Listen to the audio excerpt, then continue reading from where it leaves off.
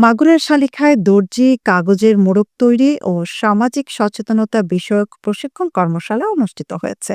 উপজেলা প্রশাসন আয়োজিত ২ দিন ব্যাপী কর্মশালার প্রথম দিন আজ রবিবার সকাল ১০টায় উপজেলা পরিষদ সম্মেলন কক্ষে অনুষ্ঠিত কর্মশালায় সভাপতিত্ব করেন মাগুরা জেলা মহিলা বিষয়ক কর্মকর্তা উপপরিচালক আব্দুল আওয়াল। বিশেষ অতিথির বক্তব্য রাখেন প্রাণী সম্পদ কর্মকর্তা শাহরিন সুলতানা, পল্লী উন্নয়ন কর্মকর্তা অঞ্জনা রানী ঘোষ, উপজেলা পরিষদের সিএ মোহাম্মদ শিমুল হাসান, মহিলা বিষয়ক কর্মকর্তার কার্যালয়ের সুপারভাইজার মোহাম্মদ সাজ্জাদুল আলম, শালিকা প্রেস ক্লাবের সভাপতি আব্দুর রব মিয়া, সাধারণ সম্পাদক শহীদুজ্জামান চাঁদ প্রমুখ।